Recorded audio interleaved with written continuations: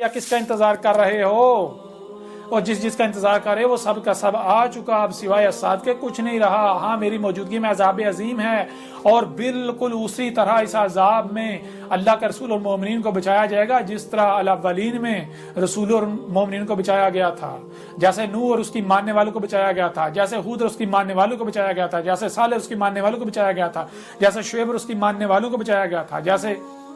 لوط اور اس کی ماننے والوں کو بچایا گیا تھا، جیسے موسیٰ اور اس کی اطاعت و اتباع کرنے والوں کو بچایا گیا تھا، اور جیسے اس وقت کفر و کذب کرنے والوں کو ہلاک کیا گیا تھا، بالکل عین اسی طرح آج بھی کفر و کذب کرنے والوں کو ہلاک کیا جانے والا ہے۔ یہ سارے کا سارا اس قرآن میں موجود ہے۔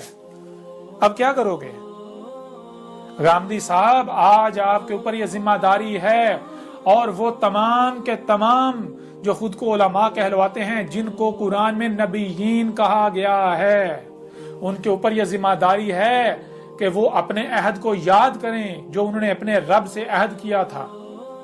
جب انہوں نے یہ فیلڈ اختیار کی تھی، انسانیت کی رہنمائی کی ذمہ داری کو اٹھانے کا دعویٰ کیا تھا۔ یاد کریں اپنی جوانی یا جب آپ نے یہ سفر شروع کیا تھا کہ آپ نے یہ کہا تھا کہ ہم لوگوں کو گمراہ کریں گے،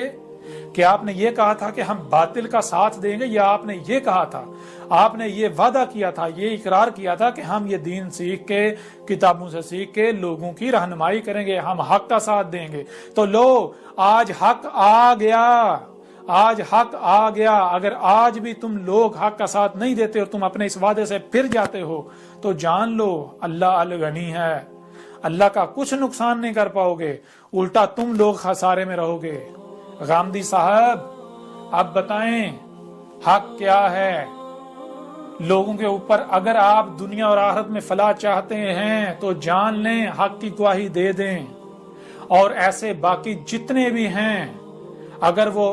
دنیا اور آخرت میں فلاح چاہتے ہیں تو وہ حق کی گواہی دے دیں، لوگوں کو بتائیں اے لوگو یہ حق ہے، یہ اللہ کا وہی رسول احمد عیسی ہے، البینات کے ساتھ آیا ہے جس کا تم لوگ انتظار کر رہے تھے۔ اس کا کفر و کذب کرو گے تو ہلاک ہو جاؤ گے، بالکل اس طرح جیسے اس سے پہلے نوح کا کذب کرنے سے قوم نوح ہلاک ہوئی تھی، جیسے ہود کا کذب کرنے سے قوم عاد ہلاک ہوئی تھی، جیسے صالح کا کذب کرنے سے قوم سمود ہلاک ہوئی تھی، جیسے شعیب کا کذب کرنے سے قوم مدین ہلاک ہوئی تھی،